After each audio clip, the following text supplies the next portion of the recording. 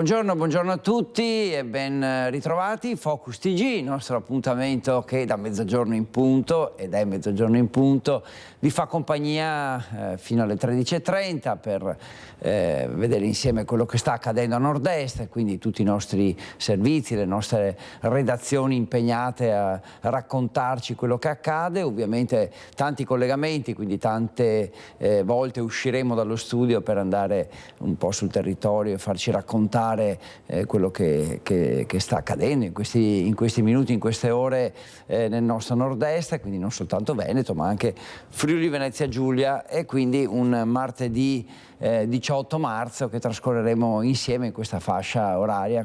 Come dico sempre, ascoltateci, usateci anche un po' come radio se state facendo dell'altro a casa, e poi insomma ogni tanto un'occhiata, perché la televisione ovviamente richiede anche di seguire le immagini oltre che ascoltare le voci. E una notizia di cronaca prima di tutto che arriva da Treviso, con un autobus di linea della MOM, la compagnia di mobilità della Marca, si è incendiato mentre era in servizio nel comune di Cappellamaggiore. Il conducente, notando il fumo che usciva dal motore, ha accostato il mezzo, ha invitato la ventina di passeggeri che erano a bordo a scendere prima che le fiamme arrivassero fino alla cabina, e poi le fiamme sono state domate dai vigili del fuoco. Un mezzo che, sia pur di vecchia generazione, fa sapere l'azienda, è comunque sempre stato sottoposto a regolare manutenzione. Per fortuna nessun ferito. Adesso torniamo invece sulla tragica vicenda dell'incidente in montagna che c'è stato nella zona di Cortina, la Forcella Giau per la precisione. Torniamo a parlarne perché insomma questa valanga, nella quale hanno perso la vita due sci alpinisti trevigiani e un terzo è rimasto ferito, ha davvero scosso tutti, e ai nostri microfoni c'è il racconto del quarto compagno di escursione che è scampato alla tragedia e che dice: ho fatto di tutto per salvare i miei compagni. Non avevo mai visto una cosa del genere. Nel giro tra i 5 e i 10 secondi è venuto giù tutto, quindi tempo di reazione cortissimo, e quando ti giri ti rendi conto che non c'è più niente. È stato scioccante, è stato fatto il possibile, ma purtroppo Abel e Elisa non ce l'hanno fatta, erano troppo sotto. È ancora sotto shock Marco Dallalonga, 38enne di Col San Martino, sopravvissuto alla valanga staccatasi da Forcella Giau. Negli occhi le immagini dei compagni di escursione, inghiottiti da quella che descrive come un'onda di neve. Un'uscita organizzata da Abel Ayala Acundia, 38 anni, insieme a lui 6 amici, Elisa e il fratello Andrea Denardi, di 39 e 51 anni, Marco e altri 2 appassionati. Un percorso programmato prima della partenza, poi all'ultimo la decisione di intraprendere un altro tragitto. Ora poi abbiamo cambiato itinerario mentre facevamo colazione. In teoria questo era un itinerario facile, insomma un'escursione per tutti. Quando la tragedia si consuma, Marco, Abel, Elisa e Andrea stanno tornando indietro. Vedono alcuni escursionisti spostarsi in un altro pendio per riposarsi e proteggersi dalla bufera che in quel momento imperversa sulla zona. E noi 4 abbiamo deciso di risalirlo imitandoli. Li abbiamo visti salire e scendere senza problemi, però quando siamo scesi noi è venuto giù tutto. Poi se fossimo risparmiati quei 50 metri di risalita, fossimo andati giù come hanno fatto i compagni Paolo e Giacomo, non sarebbe successo nulla. Pochi interminabili secondi e la valanga travolge Abel, Andrea ed Elisa. Marco invece viene risparmiato dalla violenza della neve.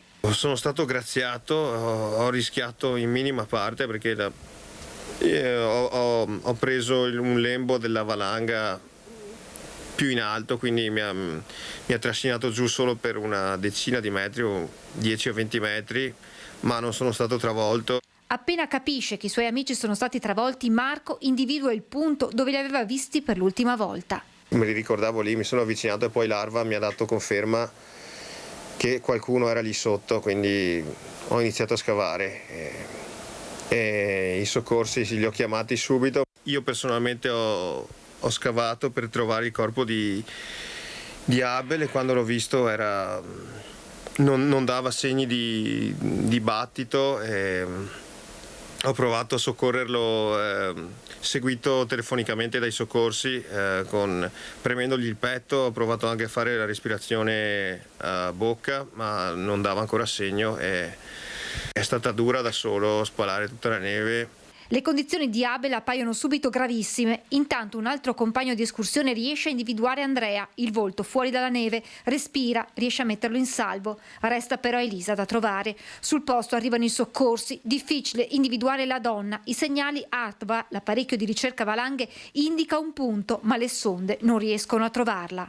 Elisa era finita ancora più sotto rispetto ad Abel, e lì con l'intervento dei soccorsi ci siamo messi a spalare in circa una trentina. C'era tanta gente, però lei è stata tirata fuori per ultima. È il cane dell'unità cinofila a individuare il punto esatto. Quando anche la 39enne viene estratta dalla neve è in gravi condizioni. Elisa viene trasportata al Cafoncello di Treviso, dove si spegne qualche ora più tardi. Il cuore di Abel invece smette di battere intorno alle 20 all'ospedale di Mestre. Andrea viene ricoverato al nosocomio di Pieve di Cadore, dove gli è stato dato supporto psicologico. Già nelle prossime ore potrebbe essere dimesso. Per lui e Marco il trauma di una tragedia che si è consumata davanti ai loro occhi, su quella montagna che tutti tanto amavano. Tornerai in montagna? Sì, perché non riesco a farne a meno, però avrò molte più paure, più fisime. Bisogna prendere la montagna nel momento giusto e studiarla bene. Una vicenda che ha avuto anche un risvolto molto importante sul fronte dei soccorsi, naturalmente, perché i soccorsi sono arrivati da terra e dal cielo, ma sono stati molto complessi perché la situazione climatica ha reso tutto molto più difficile e anche pericoloso. In una prima fase la situazione climatica ha reso impossibile il decollo degli elicotteri. Dopo l'allarme lanciato sono partite immediatamente le squadre di soccorso a piedi da San Vito di Cadore, Cortina, Selva Alleghe e Livinallongo. Un'operazione altamente pericolosa e difficile. 3 persone erano state travolte e di minuti fondamentali. 40 gli uomini intervenuti sul posto assieme a soccorso alpino della Guardia di Finanza, i Vigili del Fuoco e le unità cinofile. Nel frattempo una schiarita del tempo ha consentito all'elicottero del SUEM di Pieve di Cadore di raggiungere il luogo dell'evento e iniziare le prime operazioni di soccorso, seguito poi dall'elicottero convenzionato con il soccorso alpino dell'Air Service Center e poi l'arrivo anche dell'elicottero del SUEM 118 di Treviso, Leone 1, che ha eseguito il soccorso sulla seconda ferita. Dopo aver individuato e localizzato gli sci alpinisti è iniziata la difficile operazione di scavo per estrarre le persone. Ci sono stati 3 travolti, uno semitravolto che è stato subito estratto, gli altri 2 erano a una profondità molto considerevole, uno si parla di 2 metri e l'altra quasi 4 metri di profondità. Fondamentale anche l'utilizzo delle unità cinofile. Il cane assieme alla ricerca ARVA e poi al sondaggio sono quelli che hanno consentito di localizzare la ragazza che era alla profondità maggiore per poterla estrarre dalla neve, insomma. Bisogna controllare i bollettini prima di avventurarsi, spiega l'assessore regionale alla protezione civile Bottaccin. In questo periodo il rischio valanghe incombe e quindi è bene evitare di esporsi inutilmente a questo rischio. Uso questo, spesso si sente usare il termine la montagna matrigna. In realtà la montagna non è né buona né cattiva, la montagna presenta dei rischi come qualsiasi altro elemento presente in natura. L'importante è approcciarsi nella maniera corretta. Bisogna evitare di esporsi al rischio perché si mette in pericolo la propria incolumità e quella dei soccorritori. Adesso parliamo dei ragazzi travolti da questa valanga, in particolare Elisa Denardi, una ragazza solare dal sorriso contagioso, così la ricorda la vicina. L'amore per le escursioni in alta quota accompagnerà Elisa anche nel suo ultimo viaggio e infatti verrà sepolta con l'abbigliamento tecnico, l'abbigliamento da montagna. Elisa è una ragazza solare, piena di vita, il suo sorriso era contagioso. davvero contagioso, perché anche nelle giornate più tristi che avevo io mi bastava sentirla e tornavo un po' in qua. Cristina De Stefano ricorda così Elisa De Nardi, da 2 anni sua vicina di casa, qualche caffè insieme, 2 chiacchiere e l'amore condiviso per i gatti. Quando domenica sera ha sentito la notizia della valanga staccatasi da Forcella Giau, non poteva immaginare che una delle vittime fosse proprio la sua amica. Elisa si era trasferita qui da qualche anno, prima abitava in via dei Pascoli con la mamma, il papà era mancato 2 anni fa. La famiglia, chiusa nel suo dolore, in mattinata hanno raggiunto Andrea all'ospedale di Pieve di Cadore, ha bisogno di noi. È là tutto solo, ci spiega una zia che poi racconta di Elisa. Era una ragazza allegra, simpatica, sempre sorridente, uno spirito libero, legatissima al fratello Andrea con il quale condivideva il grande amore per la montagna. Ce lo conferma la cugina Sabrina. Elisa, dice, era una grande esperta, verrà sepolta con i pantaloni e il giubbino nuovi che aveva acquistato per le sue escursioni. Ogni fine settimana era dedicato alla sua passione, la partenza all'alba. Aveva persino acquistato quest'auto ancora parcheggiata lungo la strada, abbastanza grande da permetterle di passarvi la notte durante le uscite in alta quota. Dopo aver lavorato come impiegata, in questo momento era alla ricerca di un nuovo impiego. Cristina De Stefano l'aveva vista l'ultima volta domenica mattina, prima che partisse insieme al fratello Andrea. L'ho vista che partiva, tra me ho detto: dove vai con questo tempo? No? Ho detto: vabbè, ciao, buon divertimento. Mi sono detta così, ma l'avrei chiamata, non so perché. Volevo chiamarla. Volevo proprio dirle non andare, perché c'è brutto tempo. Non gliel'ho detto. Tra i cespugli, nascosta, l'amata gattina Micia, inconsapevole che la sua proprietaria non tornerà più a casa. Mi mancherà tantissimo, perché sono solo 2 anni che abito qua e che la conosco, ma era come una sorella. E adesso il dolore dei genitori di Abel. Ci aveva detto che voleva morire là, dicono: abbiamo deciso di donare le cornee per continuare a farlo vivere in un'altra persona. Un sacco di neve, visuale un po' quella che è, speriamo che a mezzogiorno apra. La voce nel video è quella di Abel Ayala Ancundia, immagini girate poche ore prima della tragedia. In un altro filmato si vede il gruppo salire. Abel chiama Toffa, soprannome di Elisa De Nardi. Dai, c'era la Toffa. Io sono qua, sto aspettando. Ah, venite. Bello.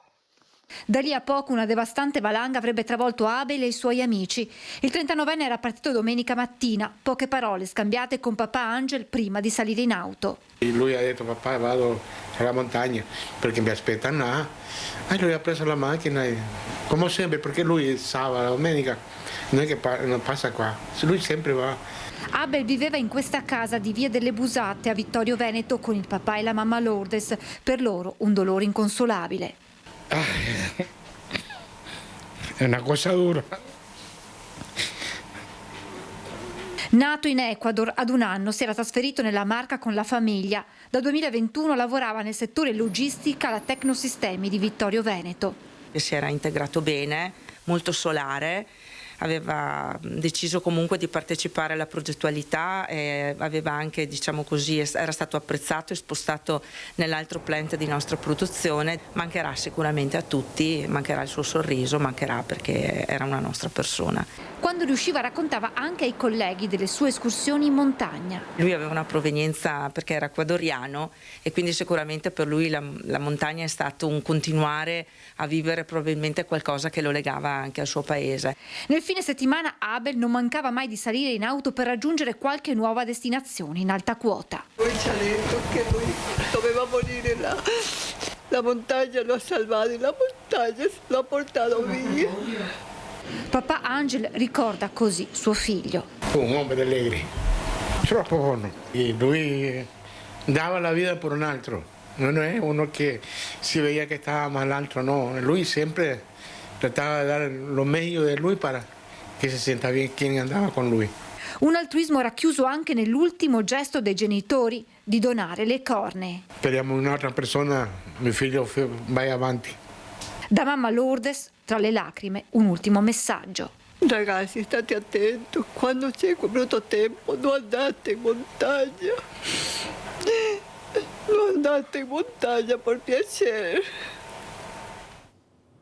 Una pagina davvero dolorosa questa, che abbiamo ripercorso, insomma abbiamo approfondito per voi di Focus TG. Adesso cambiamo argomento perché ci spostiamo sui Colli Euganei, perché Vo ricorda le vittime della pandemia nella giornata nazionale dedicata ai morti di Covid, e infatti oggi a Vo, che è diventata un po' il simbolo della pandemia, la prima zona rossa d'Italia, c'è la commemorazione a cui partecipa anche la comunità di Codogno, che è l'altro comune italiano zona rossa, nel febbraio 2020. Allora, per raccontarci un po' quello che sta accadendo a Vo, ci colleghiamo in diretta. Ci sono per noi Francesco Ratai, Federico Cibotto con i loro ospiti, primi cittadini ufficialmente con la fascia tricolore, proprio per insomma ricordare questo momento così doloroso in forma solenne. A te, Francesco.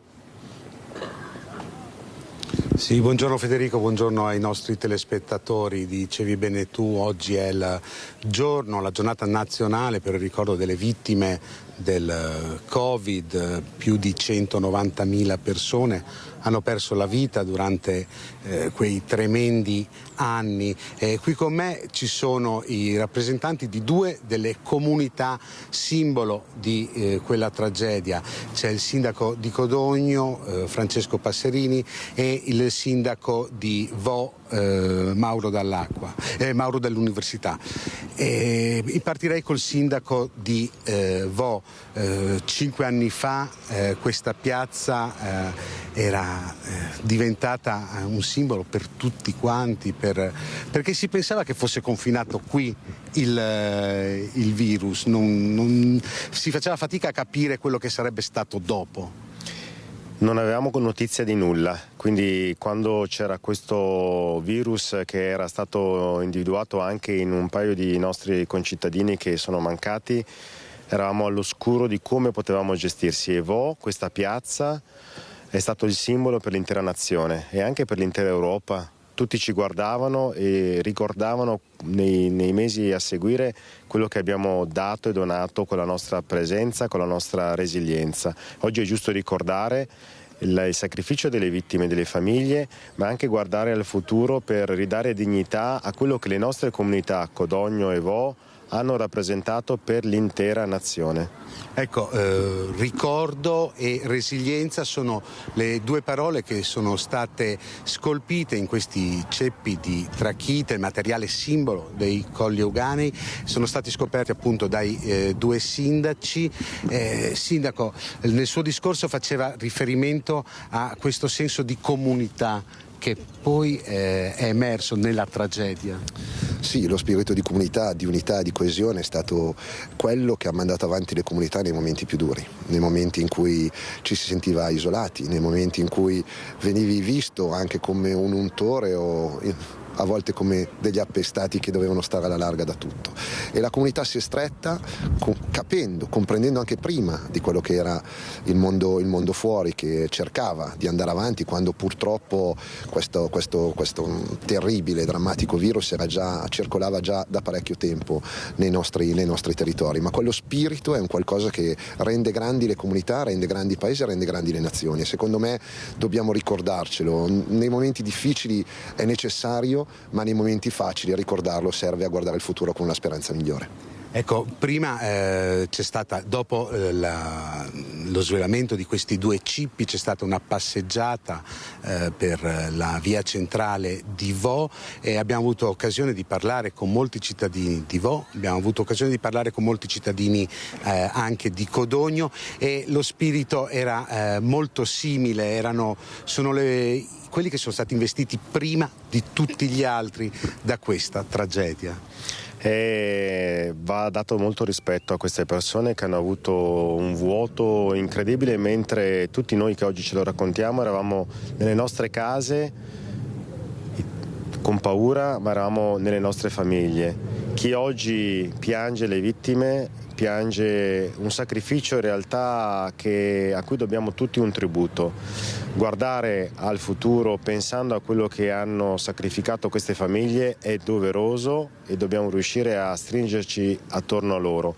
Dobbiamo ricreare quello spirito di comunità che loro hanno saputo, con il sacrificio dei propri familiari, dare all'intera nazione. Ecco, proprio le vittime protagoniste di questa giornata, di questo ricordo, è stata deposta anche una corona di fiori in memoria di Adriano Trevisan e Renato Turetta, le prime due vittime. A Codogno invece c'è stato il primo paziente che si è scoperto con il Covid. Sì, è stato grazie allo zelo di medici e infermieri che hanno voluto forzare quello che era un protocollo che di fatto non consentiva al tempo di sottoporre i pazienti, se non in determinate condizioni, al tampone Covid. Lo zelo di questa dottoressa per cercare di salvare la vita a un ragazzo di 38 anni che non rispondeva a nessuna cura, e grazie a quel test lì oggi Mattia è ancora tra di noi, sta bene, ma sicuramente penso che sia stato anche un segnale che davanti a quel virus si poteva vincere e si doveva vincere.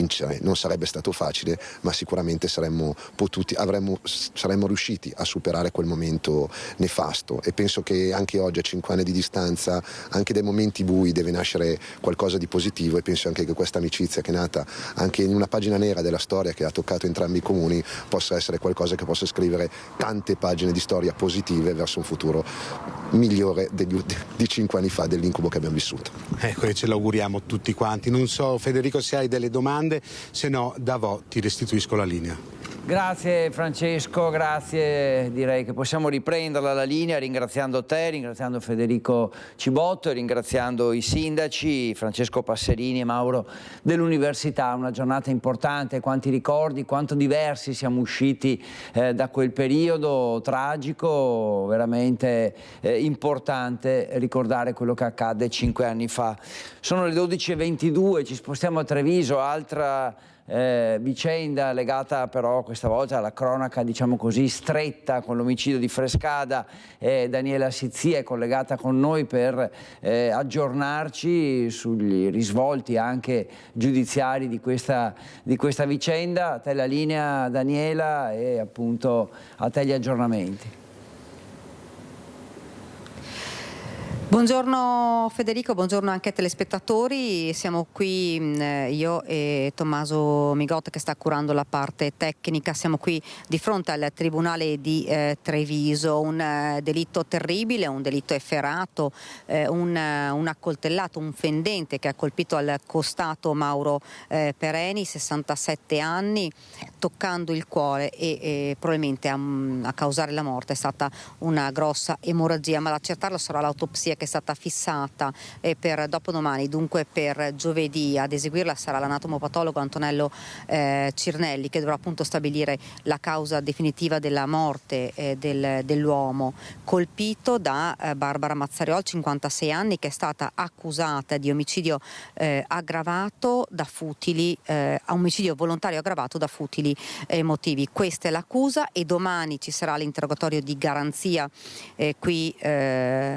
probabilmente qui in tribunale o in carcere a Venezia, dove è stata portata dopo il delitto, e si dovrà capire se lei deciderà o meno di rispondere alle domande dei magistrati o se si avvarrà della facoltà di non rispondere. Le prime ammissioni dopo il delitto, addirittura insomma, ha fatto trovare il coltello ai carabinieri che sono giunti sul posto e ha detto lui mi ha aggredito, volevo difendermi. Vediamo se rimarrà questa poi la sua tesi, e anche per chiarire poi tanti interrogativi. Ci dicevano anche dalla procura, bisognerà valutare se prima del delitto ci sia stata o meno una collutazione tra i due, comunque una discussione violentissima che poi è degenerata, come abbiamo visto, nel sangue. Noi ripercorriamo dunque questa giornata, la giornata di ieri, una giornata drammatica, quando si è saputo della morte di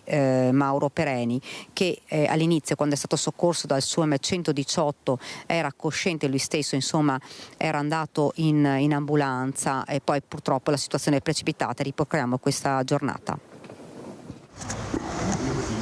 Aiuto, la mia compagna mi ha accoltellato. Con queste parole Mauro Pereni, 66 anni, ex elettricista in pensione, ha chiamato il 118 per farsi soccorrere dopo che la convivente, la 56enne trevigiana Barbara Mazzariol, gli aveva conficcato nel costato un coltello da cucina afferrato dal lavello al culmine di una lite. Tardo pomeriggio, via Fratelli Bandiera, Frescada di Preganziol. Pereni, conosciuto con il soprannome di Ciba, non ha però superato la notte. È morto mentre al Cafoncello si tentava un disperato intervento per salvarlo, perché il coltello è penetrato fino al cuore, danneggiando il pericardio. E la donna, che all'arrivo dei carabinieri era seduta e fumava una sigaretta, apparentemente tranquilla, è stata arrestata con l'accusa di omicidio aggravato. La signora ha ammesso, quello che era accaduto, ci ha comunque detto che aveva, accoltellato il soggetto e ci ha mostrato il coltello utilizzato per il delitto. Pereni è salito con le proprie gambe in ambulanza, poi la situazione è precipitata. Un'unica coltellata, quella inferta dalla Mazzariol. I due litigavano dal mattino perché lui, che la ospitava da mesi, voleva che se ne andasse, così ha riferito la donna. Quindi il pranzo con il figlio di lei, poi il diverbio è ripreso. Lei ha dichiarato di aver avviato questa discussione con l'uomo già dalla mattina, che poi sarebbe degenerata via via nel corso della giornata e che al momento in cui l'ha colpito si sentiva aggredita dall'uomo, ha temuto di essere aggredita e quindi ha preso il coltello e lo ha colpito. Ma la donna non presentava altri segni di violenza, a parte una ferita alla mano destra che lei stessa si sarebbe provocata colpendo Pereni, né risultano denunce per precedenti violenze. Entrambi, al momento del ferimento, avevano bevuto. Chiaramente non abbiamo da un punto di vista analitico il riscontro, però sì, il contesto poteva essere quello di un abuso di alcol. La 56enne era amica della moglie, morta tempo fa, di Pereni. Era stata sfrattata dall'alloggio Ater che occupava nel quartiere trevigiano di San Paolo. Lui l'aveva presa in casa. C'era stata una relazione, poi i rapporti si erano deteriorati. Mazzariol, a cui è stata assegnata d'ufficio l'avvocata Barbara Guolo, si trova ora rinchiusa nel carcere veneziano della Giudecca e sarà sottoposta nelle prossime ore all'interrogatorio di garanzia. Il sostituto procuratore Massimo De Bortoli, che indaga sul delitto, disporrà l'autopsia sul corpo della vittima. I carabinieri hanno posto sotto sequestro il coltello da cucina, una lama di 13 centimetri e i vestiti che Pereni e la Mazzariol indossavano al momento dell'accoltellamento saranno consegnati al RIS per gli esami del caso.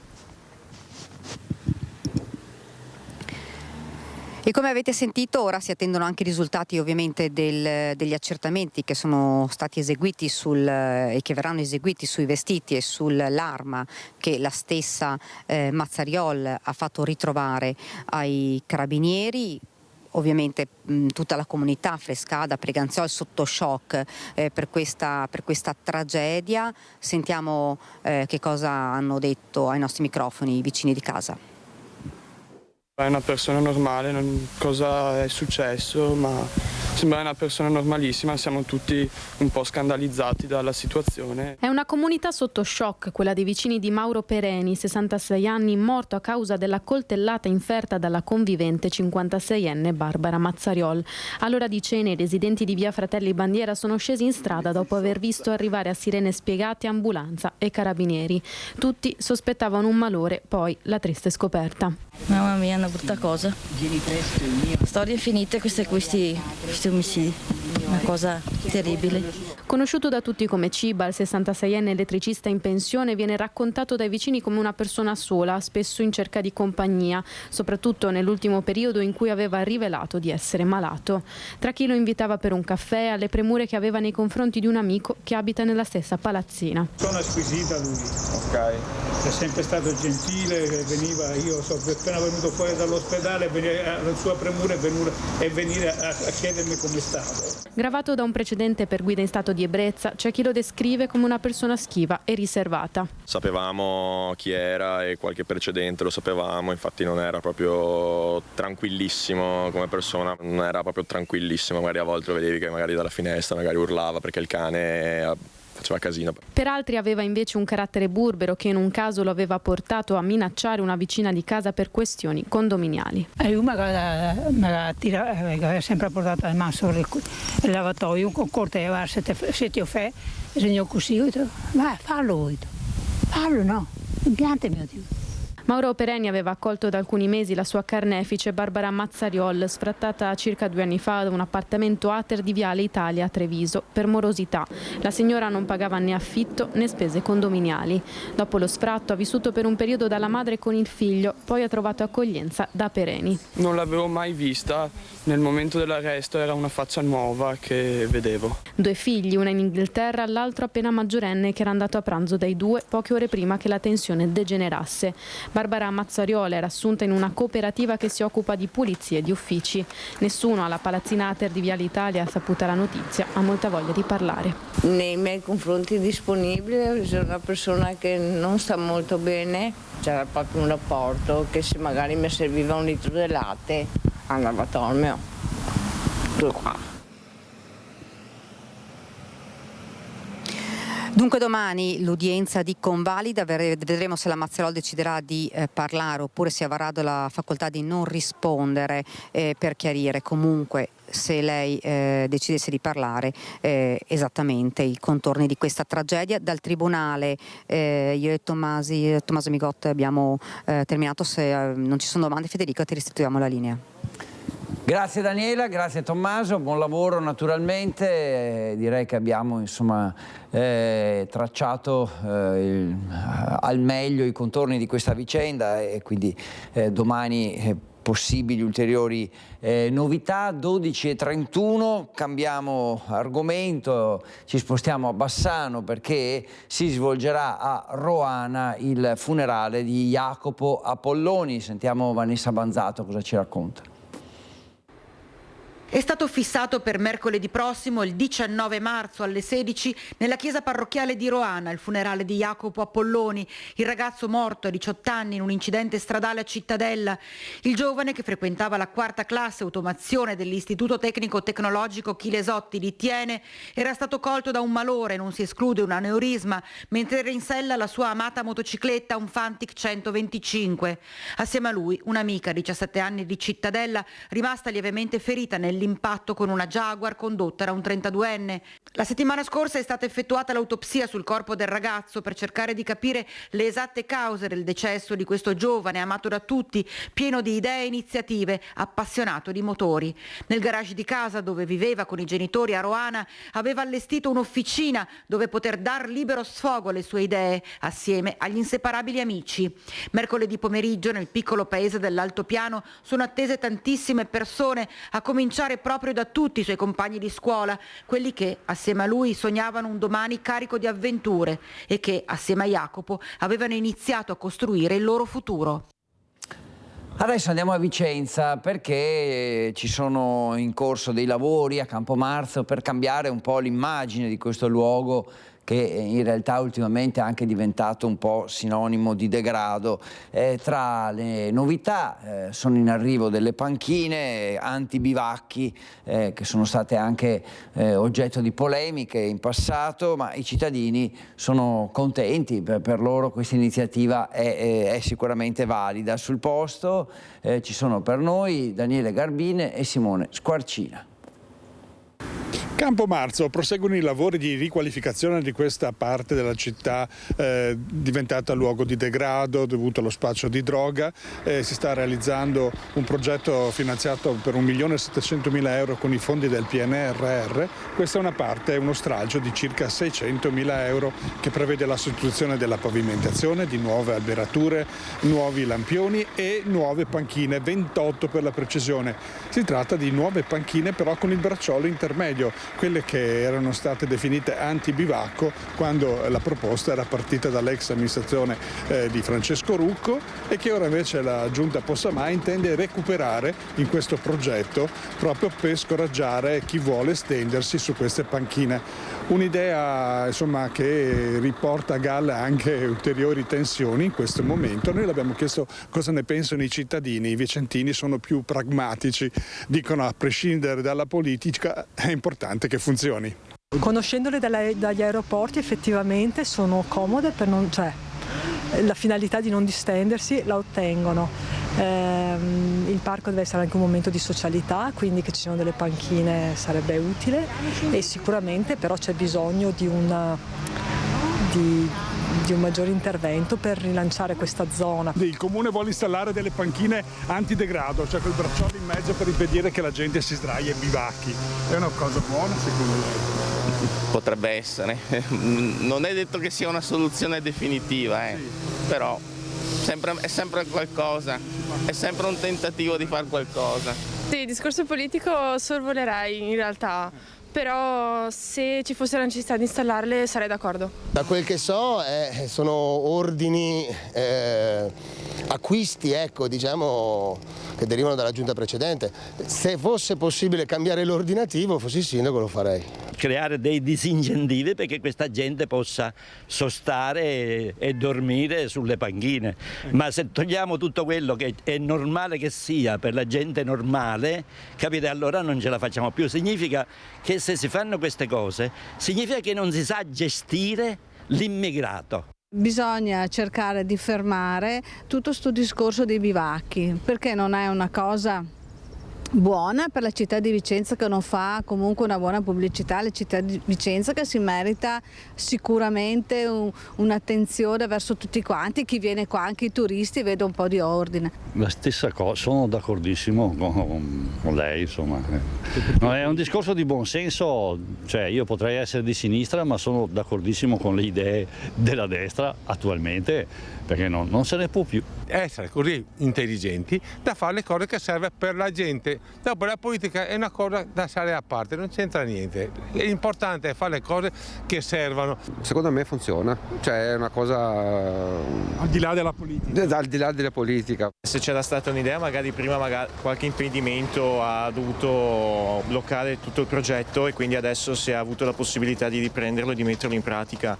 Però alla fine, che sia del centrodestra o del centrosinistra, l'importante è comunque limitare questa situazione. Molto chiare le opinioni dei cittadini che vogliono decisioni e iniziative che insomma difendano gli interessi della collettività al di là della politica. Mi sembra molto ragionevole. E adesso torniamo a Treviso per occuparci del processo Battaglia, perché in aula ci sono stati i testi della difesa che ha puntato l'attenzione su un furgone Ducato bianco visto percorrere la strada in cui sarebbe stato gettato nel Piave il cadavere di Anica Panfili, nello stesso momento in cui l'imputato si trovava a Mogliano. Il processo a carico di Franco Battaglia per l'omicidio di Anica Panfile sul Piave Aspresiano, la difesa gioca le sue carte. In aula una teste, una residente della zona di via Barcador, che il giorno della scomparsa della 31enne vide un furgone sospetto, un Ducato bianco, fare su e giù dalla strada, tanto da suscitare in lei sospetto e preoccupazione. Questa testimone ha riferito che nel pomeriggio del 18 maggio, quindi al momento della scomparsa, in un orario incompatibile con la presenza del Battaglia in quella zona, perché si trovava, è stato provato dai carabinieri in tutt'altro luogo, e cioè a Mogliano, ha visto un mezzo andare e tornare più volte dal via Barcador, che è esattamente il punto dove gli inquirenti assumono che sia stato gettato il cadavere della signora Panfili. La donna era andata a riferire la circostanza ai carabinieri dopo il rinvenimento del cadavere. Per l'avvocato difensore di Battaglia, in via Barcador quel giorno poteva dunque esserci un altro mezzo condotto da un altro soggetto che poteva essere stato utilizzato per disfarsi del corpo, mentre il pick-up di Battaglia era a Mogliano. Non solo, in aula Amedeo Zanardo, presidente del consorzio di regimazione idraulica Fiumi ed esperto del Piave, secondo il quale il cadavere gettato dal ponticello quel giorno avrebbe dovuto essere ritrovato molto più a valle. È quasi impossibile che un cadavere abbia potuto compiere in quel punto del Piave, con quella portanza in quel periodo, un percorso di 250 metri, qual è quello sostanzialmente in contestazione dallo sbocco del canale della Vittoria fino al punto in cui è stato ritrovato, 250 metri in 3 giorni. Lui in assise ha parlato di 10 minuti, mezz'ora. Per la difesa un ulteriore elemento positivo, come pure l'esito dell'esame svolto su una traccia biologica rinvenuta su un tappeto. È emerso in maniera inconfutabile che quell'unica traccia biologica che era stata rinvenuta sul lembo di un tappeto e che ha portato ad una delle ricostruzioni accusatorie da parte degli inquirenti è stato escluso in maniera decisa che potesse essere sangue. Poco significativo, conclude il legale, vista la frequentazione di Casa Battaggia da parte di Anica. Prossima udienza il 7 aprile. Anche in quel caso sfileranno i testi della difesa nel tentativo di smontare l'impianto accusatorio che la procura dal canto suo continua con determinazione a portare avanti. Dispiace sentire i commenti di certi opinionisti. Le nostre analisi sono basate su studi scientifici per raggiungere il massimo grado di precisione con gli elementi disponibili. Parla ai nostri microfoni il professor Stefano Vanin, entomologo forense, che insieme a Cristina Cattaneo e agli altri esperti nominati dalla Procura hanno firmato la relazione medico-legale sul caso Resinovic. Andiamo a Trieste. E purtroppo è pieno di opinionisti che basano le loro sentenze su per l'appunto delle opinioni, ma l'opinione di un non esperto vale proprio nulla. Il professor Stefano Vanin, entomologo forense, non le manda certo a dire. Il caso Resinovic ha dato sfogo a commenti di ogni tipo sui social e da parte di alcuni opinionisti, a volte mettendo in discussione i risultati delle ultime analisi sul corpo di Liliana e su tutti i reperti. Il consulente nominato dalla Procura a comporre il pool di esperti coordinato dalla professoressa Cattaneo ha svolto parte degli studi che hanno portato alle famose 8 conclusioni della perizia medico-legale. Nel caso in oggetto, la ricostruzione termica, se ne è tanto parlato, quindi l'entomologo forense, proprio perché gli insetti si sviluppano in funzione della temperatura, la prima cosa che deve fare sulla scena è cercare di ricostruire quelle che erano le temperature in quel luogo. Dalla ricostruzione termica dell'area alla valutazione degli insetti presenti sui sacchetti di plastica che racchiudevano Liliana, fino alla valutazione dell'entomofauna repertata nella bara dove il cadavere era contenuto. Dagli studi emerge che l'angolo di Boschetto San Giovanni, dove si trovava il corpo della 63enne nel periodo considerato fra il 14 dicembre e il 5 gennaio, presentava temperature medie sotto i 5 gradi, in certi giorni anche al di sotto dei 3. Temperature coerenti con il ritrovamento di formiche sui sacchi neri e i sacchetti che avvolgevano Liliana, una specie presente solo nel Triveneto che resiste al freddo. Inoltre la presenza dei sacchetti di plastica e le basse temperature hanno limitato la dispersione delle molecole organiche, ritardando l'arrivo della fauna saprofaga. Il lavoro è stato proprio quello di ricostruire l'andamento termico nel periodo in cui il corpo era rimasto in loco, e questo ci permette di capire anche quali sono stati o come possono essere avvenuti i processi di trasformazione del corpo, perché a temperature molto basse il corpo, e noi lo sappiamo molto bene anche da un punto di vista pratico, pensiamo a dove mettiamo i nostri alimenti, li mettiamo in frigo per conservarli, quindi a basse temperature un corpo si conserva per lungo tempo in ottime condizioni. Ecco che anche dallo studio entomologico, nelle conclusioni della perizia firmata dallo stesso professor Vanin, si propende per l'ipotesi che il corpo di Liliana Resinovic non si sia mai mosso da quell'angolo di bosco a San Giovanni.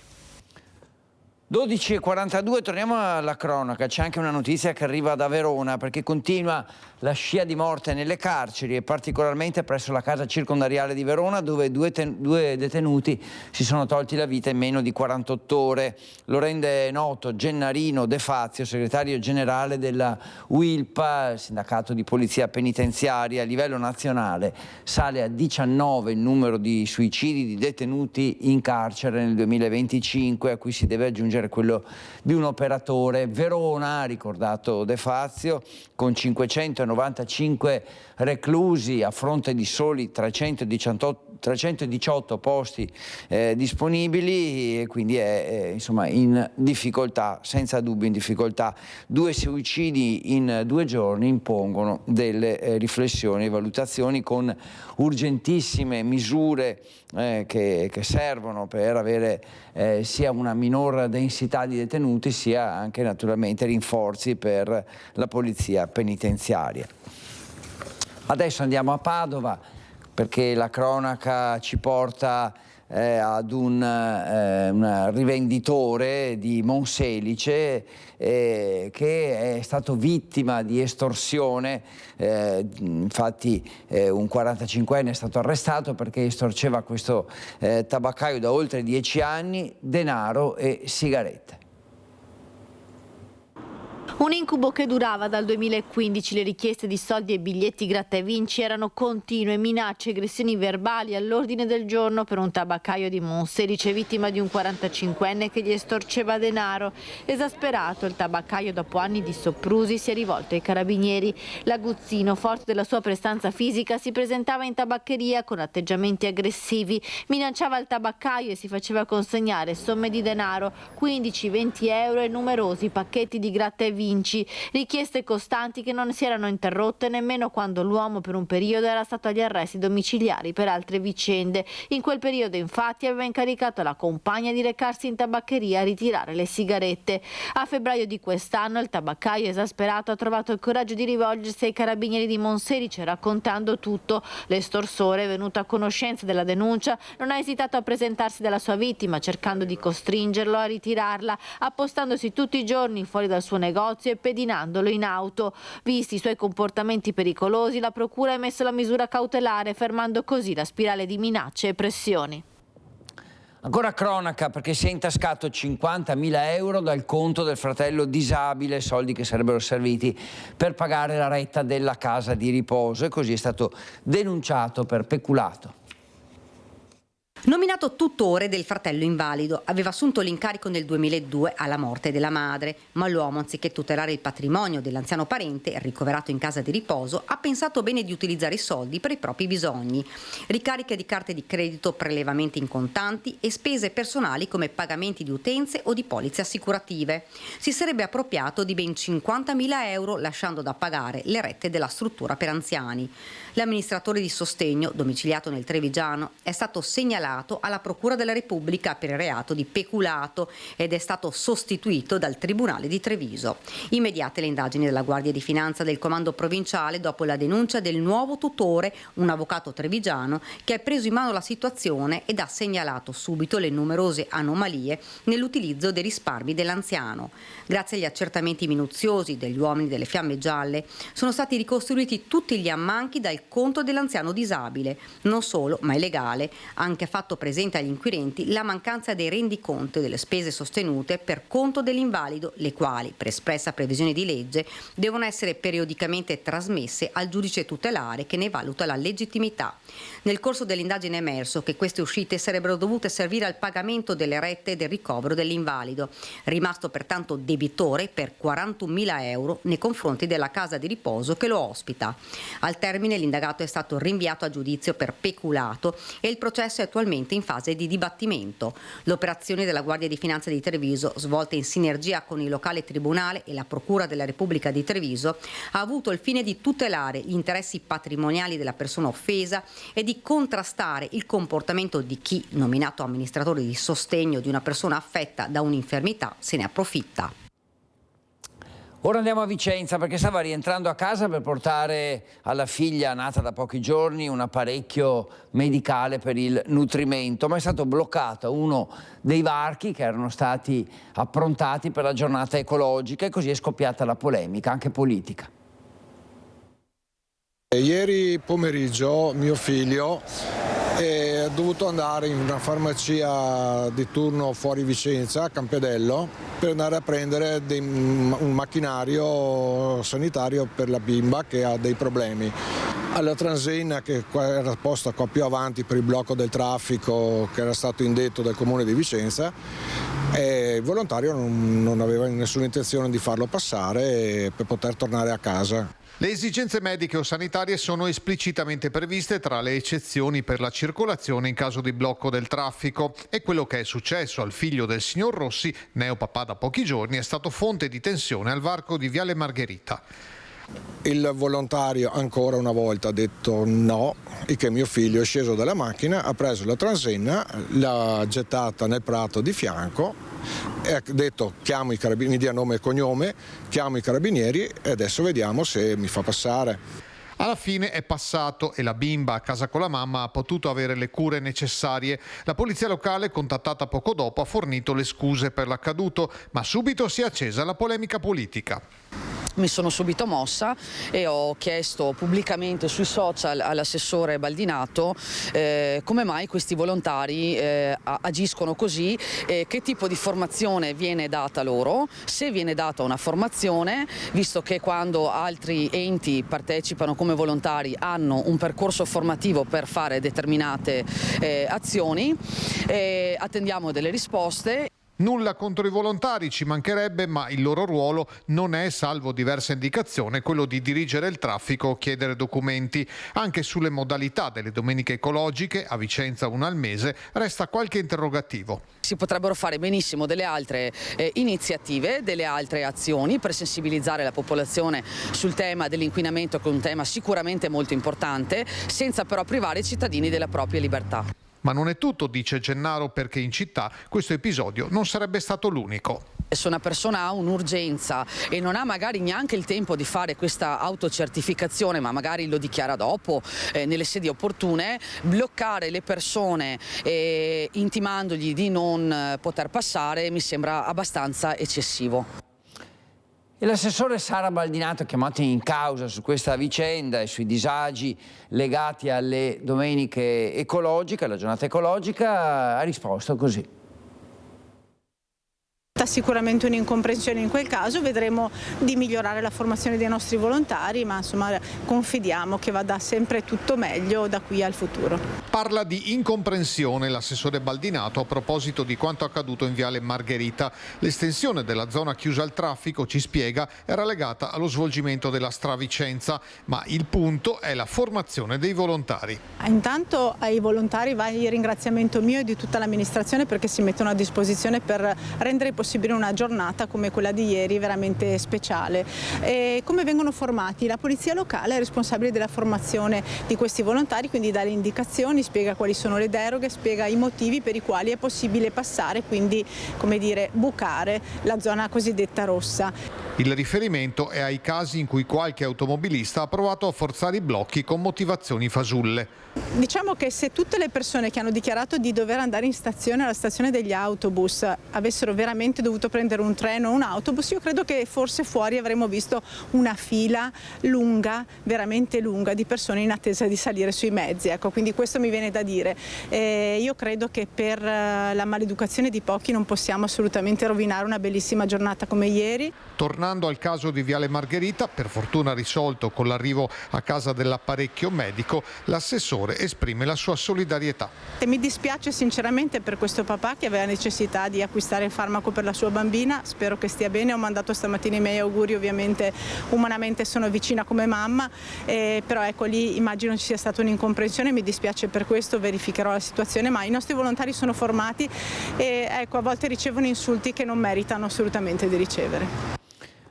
Ancora la cronaca, ci spostiamo a Padova, sanità però da un diverso punto di vista, perché una donna di 43 anni era stata portata in stato di incoscienza in pronto soccorso, poi si è svegliata ed ha aggredito 4 infermieri in ospedale a Padova e così sono intervenuti i carabinieri.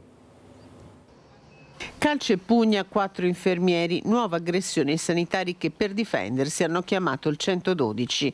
Il fatto è avvenuto nella notte tra domenica e lunedì nel pronto soccorso dell'ospedale di Padova. Qui era arrivata in stato di incoscienza una donna romena di 43 anni che al risveglio si è subito dimostrata aggressiva nei confronti di 4 infermieri presenti, colpiti con violenza, con calci e pugni. Al loro arrivo i carabinieri hanno bloccato la donna in evidente stato di alterazione alcolica e soccorso gli infermieri che hanno subito solo leggeri traumi. Dopo aver informato la Procura della Repubblica, i militari hanno arrestato la donna con l'accusa di lesioni personali, per lei anche una denuncia per oltraggio a pubblico ufficiale. Era stato fermato a Mestre con addosso hashish e marijuana al controllo del suo appartamento. Le forze dell'ordine però hanno trovato, pensate, quasi 3 kg di stupefacente. Era stato fermato per un controllo durante un servizio interforze di polizia e guardia di finanza nei pressi del quartiere Pertini a Mestre. Perquisito, lui, un uomo con a carico diversi precedenti di polizia, è stato trovato in possesso di hashish e marijuana. Vista la situazione, gli uomini delle forze dell'ordine hanno ritenuto di approfondire il caso, recandosi per un ulteriore controllo nella sua abitazione. Qui sono stati rinvenuti, oltre ad alcuni telefoni cellulari, quasi 3 kg di sostanza stupefacente di vario tipo, un bilancino di precisione ed altro materiale per il suo confezionamento. L'uomo è stato tratto in arresto e posto a disposizione dell'autorità giudiziaria, la quale, oltre a convalidarne l'arresto, ha disposto nei suoi confronti la misura dell'obbligo di presentazione alla polizia giudiziaria. A Thiene invece ha preso a pugni una passante senza motivo, è stato preso, arrestato dalla polizia locale del nord-est vicentino per resistenza e violenza a pubblico ufficiale, davvero una vicenda che ha dell'incredibile. In pieno pomeriggio a Thiene aveva colpito con un pugno al volto una passante e si era dato alla fuga. Una pattuglia della polizia locale, dopo aver acquisito le informazioni sui fatti e la descrizione del soggetto dalle persone presenti, un testimone aveva scattato anche una foto all'uomo, aveva accompagnato in ospedale la signora vittima dell'aggressione. Gli agenti sono riusciti il giorno successivo ad individuarlo in piazza Scalcerle, in sella ad una bicicletta, ma nonostante le intimazioni a fermarsi, era sceso dalla bici scagliandola contro un agente, facendolo cadere a terra con lesioni giudicate guaribili in 5 giorni. A quel punto ha tentato la fuga, ma è stato bloccato e portato in comando, dove è stato arrestato per resistenza e lesioni a pubblico ufficiale. Il 27enne, originario dell'Eritrea ed in Italia senza fissa dimora, è stato accompagnato davanti al giudice del Tribunale di Vicenza, che ha convalidato l'arresto. Su richiesta delle parti, il giudice ha applicato la pena di 6 mesi di reclusione, pena sospesa, e l'uomo è stato inoltre denunciato in stato di libertà per lesioni personali. Adesso parliamo di un intervento piuttosto rocambolesco che è avvenuto in un centro commerciale del Padovano, protagonista un carabiniere che prima, tra l'altro un carabiniere fuori servizio, che prima ha sorpreso un ladro mentre rubava e poi lo ha salvato dalla corrente del canale Brentella. Nell'istante che ho sentito al ladro, come spirito di carabiniere, ho pensato che dovevo intervenire e cercare di capire cosa fosse successo. Quando ho visto l'uomo in acqua invece la prima cosa era più che arrestare una persona, era aiutarla perché la vita è sacra. Doveva essere un pomeriggio di relax con gli amici al centro commerciale, invece si è trovato ad inseguire e poi salvare il ladro che nella fuga si era gettato nelle acque fredde del canale Brentella. Al ladro, le urla di una commessa di un negozio di scarpe all'interno delle Brentelle richiamano subito l'attenzione del carabiniere libero da servizio, che comincia ad inseguire l'uomo con una borsa piena di refurtiva. L'inseguimento continua anche all'esterno, lungo la strada trafficata che collega Rubano a Padova. Il ladro è armato di tronchese e minaccia il militare. Mi mostrava una tronchesi in mano e mi riferiva: allontanati, vai via o finisce male. Io a quel punto prendevo il telefono e contattavo il 112 per richiedere l'intervento di una pattuglia. Il soggetto nuovamente mi intimava di andare via, altrimenti sarebbe finita male, ma visto che io non indietreggiavo, riprendeva la fuga e correva verso la sommità arginale. A quel punto scendeva verso l'acqua e andava sotto il ponte. Chiamati i rinforzi, continua ad inseguire il ladro che si getta in acqua e comincia ad annaspare in evidente difficoltà. Sul posto arrivano le pattuglie dei carabinieri di Selvazzano e iniziano le manovre di salvataggio. Uno dei militari prendeva un bastone lungo e con l'altro militare siamo scesi verso l'acqua per aiutare il soggetto. Riuscivamo ad afferrarlo e a portarlo in salvo. Ansimante e in difficoltà, il ladro alla fine viene salvato. È un 49enne marocchino che è stato portato in ospedale per le cure e poi arrestato per rapina, violenza e minaccia a pubblico ufficiale. Il giovane carabiniere in servizio alla caserma di Cadoneghe è riuscito anche a recuperare la refurtiva del valore di 190 euro che è stata poi riconsegnata al negozio.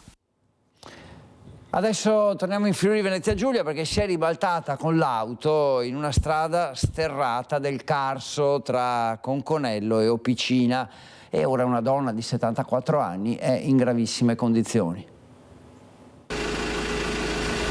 Stava Stava percorrendo la Carrareccia che da Conconello si collega alla strada che porta a Opicina quando l'auto si è ribaltata. La donna di 74 anni che era alla guida è stata portata all'ospedale di Cattinara in gravissime condizioni. Un cappottamento autonomo, quello avvenuto intorno alle 15, le cui cause sono ancora da chiarire con precisione. Secondo quanto appreso, la causa dell'incidente sarebbe riconducibile a un malore. È stato un ciclista che passava per la strada boschiva ad accorgersi di quanto successo. Subito sono stati allertati i soccorsi. Sul posto sono arrivati i medici del 118 con automedica e ambulanza, il soccorso alpino e anche i vigili del fuoco. Le condizioni della malcapitata sono apparse subito gravi. La donna era già in coma mentre si trovava all'interno dell'auto. La 74enne è stata estratta dal mezzo, intubata e imbarellata sul posto e portata in codice rosso all'ospedale. Adesso parliamo della Guardia di Finanza di Padova che ha scoperto finti acquisti di macchinari e quindi si parla in pratica di falsi crediti legati al PNRR. Un imprenditore è stato denunciato dalle Fiamme Gialle. La Guardia di Finanza di Padova ha scoperto false compensazioni di crediti d'imposta finanziati con risorse del PNRR per oltre 270.000 euro e violazioni alla normativa sull'uso del denaro contante per oltre 160.000 euro da parte di una società di commercio all'ingrosso di Rottami. L'inchiesta è stata condotta dai militari di Cittadella dopo una verifica fiscale. La società padovana avrebbe indebitamente beneficiato nel 2022, nel 2023 e nel 2024 dei crediti che non le spettavano legati all'acquisto di 4 macchinari aziendali rientranti nel piano Industria 4.0 dal valore di oltre 585.000 euro. 3 di questi però erano utilizzati da un'altra società di proprietà di un familiare del titolare, con contratti creati ad hoc ma non validi. In un caso è stato esibito addirittura un contratto di noleggio dei mezzi sottoscritto 2 anni prima rispetto alla data del loro acquisto. Il legale rappresentante della società padovana ora è stato denunciato e rischia una multa da 300.000 euro fino a 4,2 milioni di euro. Ed è tornata in azione domenica mattina la banda delle Terme. Dopo il colpo ad Abano, infatti, nel mirino è finita una tabaccheria di 2 Carrare, ingentissimi danni alla struttura. Il proprietario, disperato, dice: abbiamo subito un furto anche un mese fa, stavolta hanno distrutto tutto. È suonato l'allarme, ma sono arrivato qui e ho trovato i carabinieri che erano stati avvisati probabilmente da qualche cliente del distributore e ho trovato il disastro. Non si dà pace Giampaolo Belluco, che dal 2006 gestisce questo bar tabaccheria a 2 Carrare. Domenica mattina il risveglio all'alba è stato traumatico. Questo è quello che si è trovato davanti, come mostrano le immagini girate dal figlio accorso con lui. Vetri dappertutto, rotte le finestre, danni ingenti anche al muro. Erano le 5 quando una banda di 3 persone ha infarrato le vetrate d'ingresso del locale usando come ariete un furgone rubato. 3 minuti sono bastati ai ladri per fare man bassa. Hanno portato via una buona quantità di gratta e vinci, sigarette, e cambiamonete delle macchinette delle slot e hanno distrutto un po' tutto, hanno dato giù la cassa, le vetrine, un disastro. Sono già al lavoro i muratori, ma i danni sono ingentissimi. 20.000 euro il bottino di sigarette gratta e vinci, 20.000 euro serviranno per sistemare l'edificio. Non il primo colpo per Giampaolo Belluco. Sono venuti ancora, anche un mese fa sono venuti e hanno portato via una buona quantità di sigarette e basta. Stavolta invece è altrettanto il furto quanto i danni materiali. Un colpo che sembra la fotocopia di quello messo a segno a un altro bar tabaccheria di Abano Terme venerdì mattina, sempre alle 5. Forse una banda, quella in azione. Le indagini sono in corso da parte dei carabinieri. Grande per il proprietario la sofferenza. Queste cose ti fanno passare la voglia di lavorare, perché tu lavori e dalla mattina alla sera e dopo, oltre tutte le incombenze che ci sono di tasse, sovratasse, questo, quest'altro che l'altro, dopo ti trovi con delle sorprese del genere e vale a dire che lavori una vita per niente, quello è guai. una ampia pagina di cronaca che riguarda il nostro nord-est. Sono le 13:03, ancora una mezz'ora da trascorrere insieme, ancora tante altre notizie e ancora dobbiamo uscire dallo studio per collegarci con altre nostre redazioni. Facciamo una brevissima pausa, poi torniamo.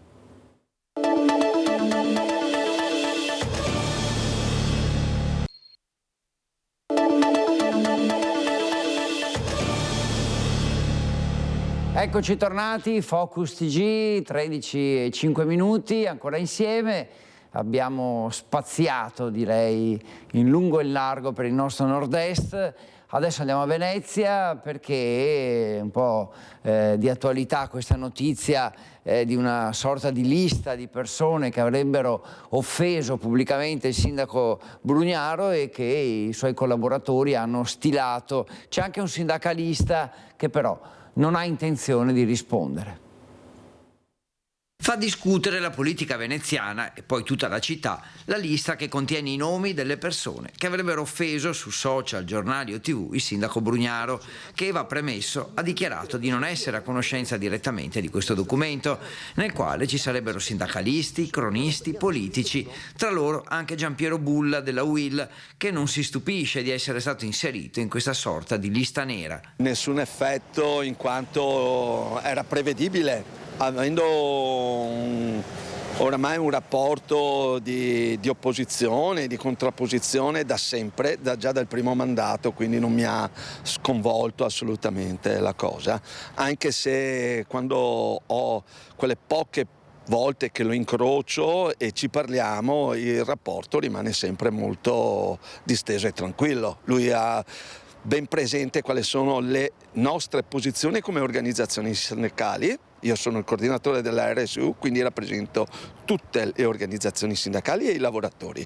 E se il sindaco si riserva la possibilità di seguire a fine mandato le vie legali contro queste persone, addirittura classificate in base alla gravità delle presunte offese, nessuna intenzione di prendere iniziative da parte di Bulla. Assolutamente no, perché sono schermaglie che poi vedo che la cosa è datata del 2021, ma lui sa benissimo, io ho rispetto di queste cose qui. Lui ha la sua posizione, mi ha inserito su i non amici, non è un problema per quanto mi riguarda, non farò assolutamente niente, anzi mi stimola di più per le prossime RSU, per capire ancora, per far sì che questo è il lavoro che dobbiamo fare e continuare. Normale discussione, critica legittima, insomma, secondo Bulla, che chiede un confronto sui contenuti a questa amministrazione per parlare di lavoro, di dipendenti, di organizzazione.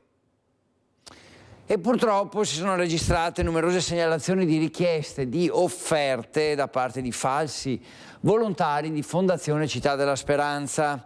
La Fondazione avvisa quindi tanti benefattori di non farsi raggirare da chi li avvicina al di fuori dei banchetti autorizzati alla vendita dei prodotti solidali. Ha cercato di vendere delle penne al costo di 30 euro per raccogliere fondi, tirando in ballo la Città della Speranza e millantando di essere un volontario. La storica fondazione che si occupa di ricerca contro le neoplasie infantili invita tutti a prestare attenzione a truffatori senza scrupoli che utilizzano il nome della Città della Speranza per raggirare e spillare soldi. L'ultimo episodio proprio a Padova. Ci sono in strada dei soggetti che con dei finti cartellini si avvicinano alle persone e chiedono un'offerta. Così non è. La fondazione sottolinea che i volontari sono riconoscibili da contrassegni del logo ufficiale sui gilet e si incontrano solo accanto ai banchetti della Città della Speranza, resi noti nel sito prima di Natale e di Pasqua. Occasioni per poter fare le offerte sono quelle che la Città della Speranza rende note attraverso il sito oppure i canali social e vengono identificati in determinate località, ma soprattutto vengono poste in essere da volontari che presidiano dei banchetti dove sono esposti dei prodotti che in occasione degli eventi ai quali siamo affezionati, Natale e Pasqua, vengono offerti a chi sente il desiderio poi di voler fare un'offerta.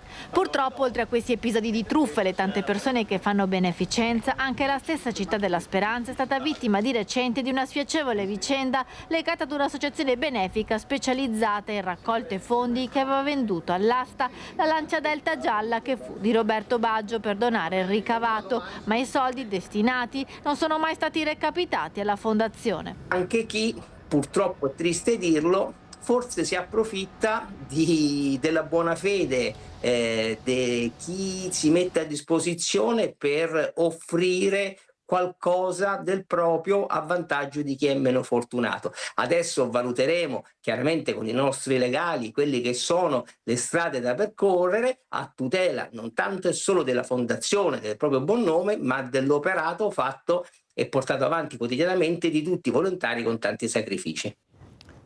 Adesso apriamo una pagina legata all'ipotesi di nuovo tribunale della Pedemontana ed è sempre più forte la spaccatura perché ieri a Vicenza avvocati, magistrati e tanti sindaci hanno ribadito il loro no, ma altrettanto forte è la presa di posizione dei primi cittadini dell'altopiano, dal Bassanese all'Alta Padovana e anche all'Ovest trevigiano.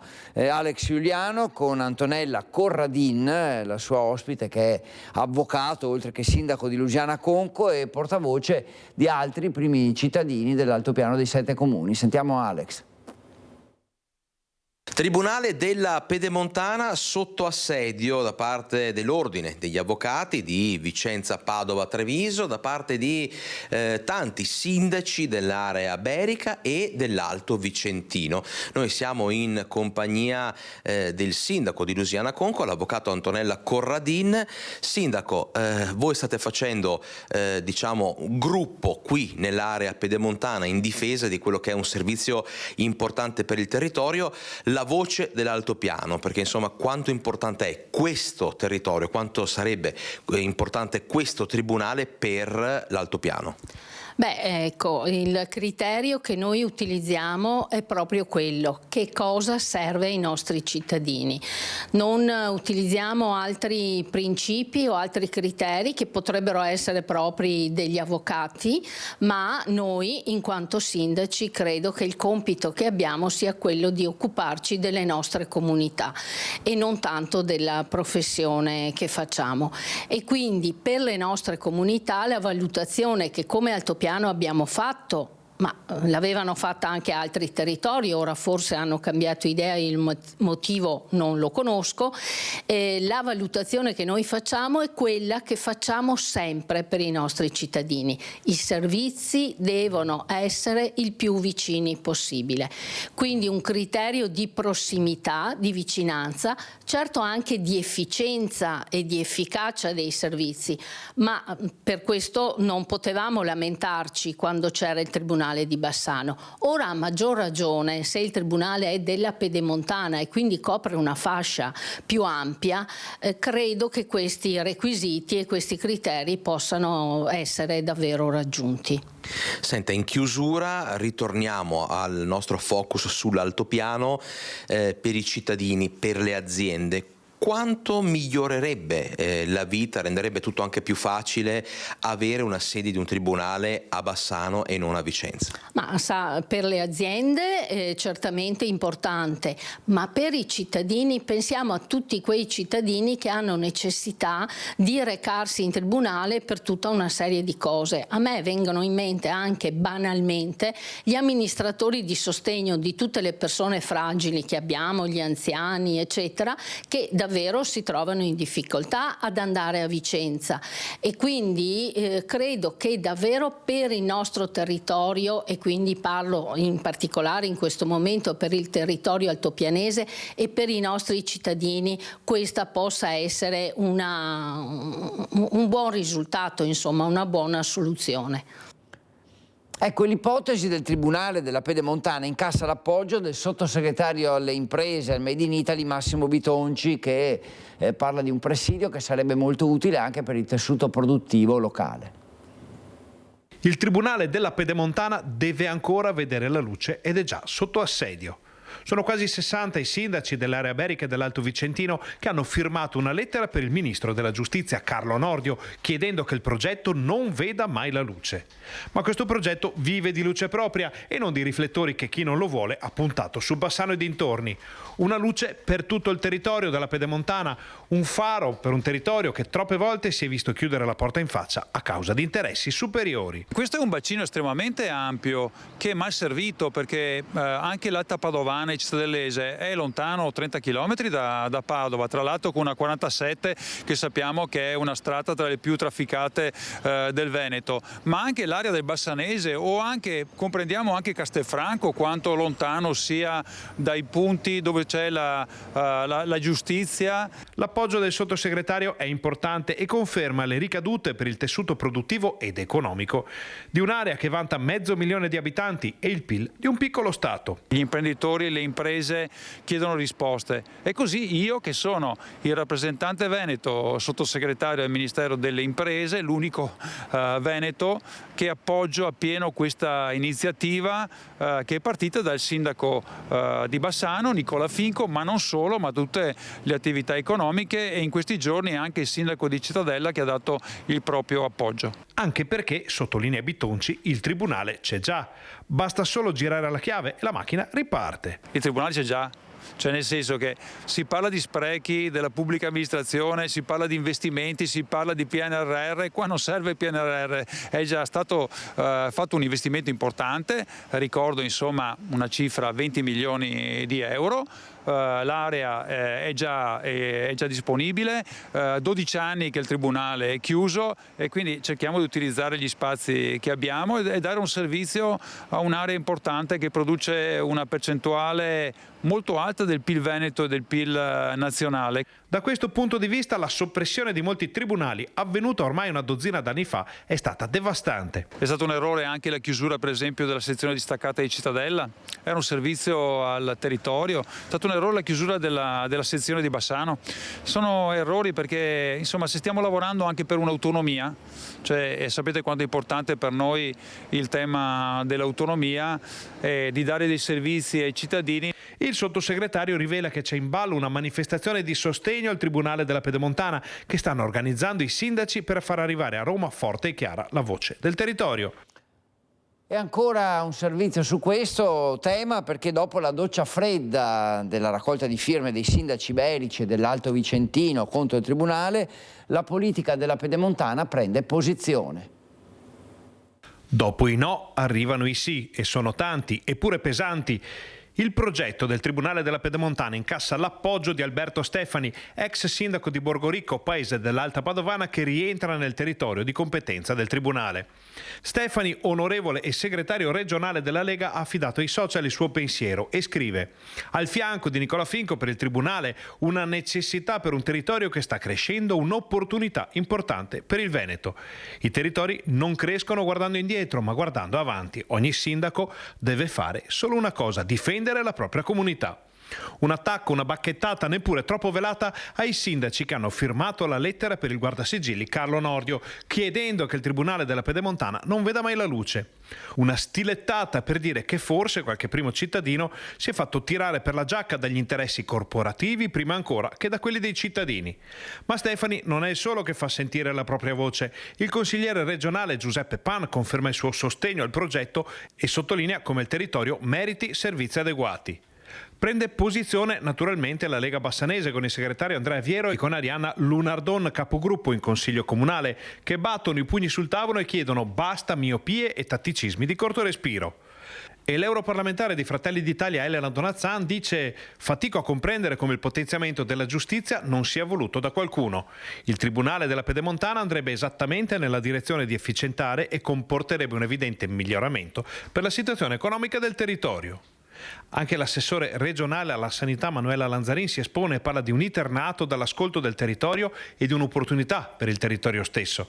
Il tema è stato trattato anche all'interno di una riunione online fra esponenti della Lega, alla quale ha partecipato anche il sottosegretario alla giustizia Andrea Ostellari. Insomma, dopo lo shock e la doccia fredda delle firme beriche e altovicentine, arriva la risposta della Pedemontana. E chiusa questa pagina sul Tribunale della Pedemontana, prima di tornare alla cronaca e affrontare l'ultima parte di Focus TG, ci fermiamo per un attimo.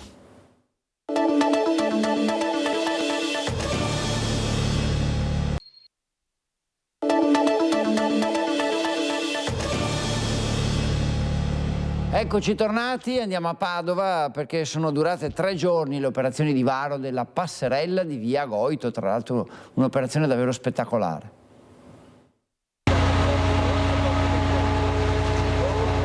Con lo smontaggio della gru si sono concluse le operazioni di varo della nuova passerella di via Goito, un lavoro eccezionale e molto delicato perché le 80 tonnellate della passerella lunga 54 metri sono state sollevate a 70 metri d'altezza per scavalcare il filare di tigli lungo il canale. Il manufatto è arrivato nella notte tra venerdì e sabato al punto di varo e nonostante la pioggia battente sono iniziate le operazioni. A sorvegliare i lavori anche il vice sindaco di Padova Andrea Michalizzi. Qui l'attende questa gru gigantesca, sono 70 metri di gru che solleverà la passerella per scavalcare gli alberi. È un'operazione straordinaria. Ecco la nuova passerella di via Goito, finalmente posata, l'abbiamo vista volare sopra quegli alberi. Oggi è stata un'operazione incredibile, grazie davvero a tutta la squadra, all'impresa che ha lavorato con tantissime persone. Devo dire che nonostante il tempo tutto è filato liscio. Via Goito è rimasta chiusa fino a ieri in corrispondenza della passerella e fino a Ponte dei Cavai. Dopo la fase spettacolare, il nuovo ponte ciclopedonale è stato fatto slittare fino all'argine opposto del braccio maestro del Bacchiglione. A Vicenza, con una moschea nel quartiere Villaggio del Sole, se lo stanno chiedendo molti residenti, se questo sarà il futuro in questo periodo di Ramadan. Infatti hanno visto affollare un ex esercizio commerciale e così Fratelli d'Italia ha depositato una interrogazione in comune. Via Caboto, Villaggio del Sole. Fino a circa 10 anni fa questo spazio era un negozio di vicinato molto utile ai residenti, ma i supermercati sorti nel frattempo in zona lo hanno costretto a chiudere. E poi è diventato un centro massaggi, poi è stato messo sotto sequestro. Lei non vuole essere ripresa perché? No, perché abito qua da 60 anni, dunque. Poi ne ho di vicini di casa anch'io. Brava gente, per carità, però anche loro devono pregare da qualche parte, però nel centro industriale hanno la loro moschea. Sì, attraverso il comune sappiamo che tale luogo è ubicato ancora come negozio, era un negozio alimentare tanti anni fa, adesso chiuso. In tutta la città stanno nascendo queste varie realtà, quindi chiediamo una maggiore attenzione da parte dell'amministrazione ed è giusto garantire la legalità in tutti i termini di legge. Abbiamo depositato un'interrogazione al sindaco nonché all'assessore di sicurezza se è a conoscenza di questo luogo qui in via Caboto a Villaggio del Sole che pare venga usato come luogo di culto. C'è un andirivieni di persone musulmane che loro stanno facendo il Ramadan, per cui durante il giorno si trovano a pregare, alla sera invece arrivano e fanno lo spuntino perché alla fine non possono mangiare prima. Noi non abbiamo niente di contrario nei confronti, non discriminazioni assolutamente, vogliamo solamente sapere se la cosa è legale. Non vorrei che queste fossero le stesse persone che hanno rinunciato a far sorgere un luogo di culto a San Pio X e invece hanno trovato ospitalità in questo quartiere. Una persona appartenente all'associazione che sta gestendo questo luogo, che non vuole essere ripresa in volto, ci assicura però che questo non sarebbe diventato un luogo di culto. Non è una moschea o una chiesa o come possiamo chiamarlo, questo è un punto di trovo dove noi, tutta la gente che vive qua in Villaggio del Sole, per discutere le nostre esigenze, perché i spazi purtroppo in zona non ce ne sono, in casa, in un appartamento non puoi unire 10-12 persone per non creare problemi. Ok, noi qua siamo in regola, le autorità italiane lo sanno, ci uniamo per discutere le nostre problemi, il futuro dei nostri bambini o può essere anche magari una cosa che ci riguarda le nostre situazioni anche in le nostre origini. Non è un luogo di culto? Non è un luogo di culto. Ora andiamo a Belluno per non dimenticare, con una cerimonia che si ripete ogni anno perché quanto accaduto rimanga nella memoria dei cittadini di oggi e di domani. Giuseppe Bepi De Zorzo, Valentino Frena Andreani, Gianleone Lino Piazza, Salvatore Ciro Cacciatore. Sono loro i 4 partigiani ricordati ogni anno nel luogo dove vennero giustiziati e che per questo in loro ricordo divenne Piazza dei Martiri. Credo sia assolutamente un ricordo importantissimo tenere vivo il ricordo di queste 4 persone, 4 partigiani che hanno perso la vita proprio qui in piazza, opponendosi a quello che era il nazifascismo. Quindi io credo che sia giusto ricordarle e anche ricordare che se oggi siamo liberi, ma non dobbiamo non continuare a dircelo e soprattutto poi in forma concreta cercare di mantenere questa libertà, perché se l'abbiamo avuta è anche grazie a queste persone che hanno perso la vita. Un momento partecipato nel giorno dell'unità nazionale con la deposizione di una corona davanti a una delle sculture di Müller che li ricordano. Per la città di Belluno è fondamentale, nel senso che è un passaggio decisivo per la storia non solo della città ma di tutta la provincia, perché la città di Belluno è stata insignita della medaglia d'oro al valor militare proprio per i fatti della Resistenza. Ma in realtà questo fatto ha inciso nella memoria dei cittadini bellunesi, tant'è vero che ha cambiato la toponomastica, cioè quella che prima si chiamava Piazza Capitale è diventata Piazza dei Martiri. E adesso andiamo al prestigioso riconoscimento all'ambasciata austriaca di Roma per 2 militari in quiescenza che si sono presi cura della memoria dei caduti. 2 militari italiani in quiescenza sono stati insigniti a Roma di un importante riconoscimento per il loro impegno nella cura della memoria dei caduti di tutte le nazionalità nelle guerre che hanno sconvolto il mondo, l'Italia e il Veneto. Si tratta del colonnello Gianni Bellò e del luogotenente Diego D'Agostino, i quali, nonostante siano fuori dal servizio attivo, non hanno mai fatto mancare l'impegno nella gestione dei sacrari del Veneto e del Trentino Alto Adige, garantendo anche con l'organizzazione di cerimonie ed eventi il ricordo dei caduti. Per questo motivo l'ambasciata d'Austria a Roma gli ha conferito la Croce d'Oro al merito della Repubblica Austriaca, attribuita dal Capo dello Stato, per mano dell'ambasciatore che ha voluto ricordare l'assunzione della responsabilità della memoria da parte dei 2, che assieme alla Croce Nera hanno contribuito appunto alla memoria di tanti giovani scomparsi nel grande vuoto del primo conflitto e della Seconda Guerra Mondiale, in modo indipendente dal colore della divisa che portavano. Ed ora un nuovo centro di accoglienza che potrà ospitare fino a 70 stranieri nelle rimesse della ex caserma Osoppo. Siamo a Udine.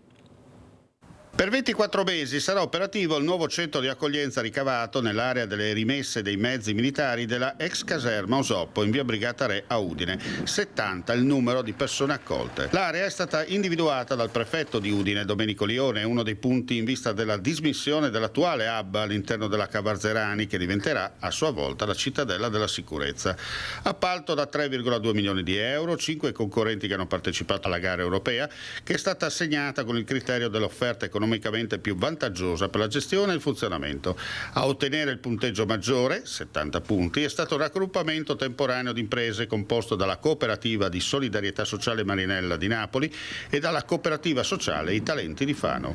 La gestione fino al 28 febbraio 2027, con possibile proroga di 12 mesi. Dovrà garantire e fornire tutti i generi di prima necessità, dai letti ai prodotti per l'igiene personale, a oltre ai kit di primo ingresso per la stagione fredda o calda, vestiario e una scheda telefonica da 5 euro.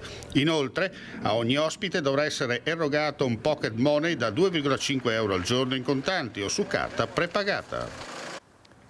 E da Udine torniamo in studio per salutarci, perché finisce qui Focus TG. Vi ringrazio per averci seguito, vi auguro buon pranzo e buon pomeriggio.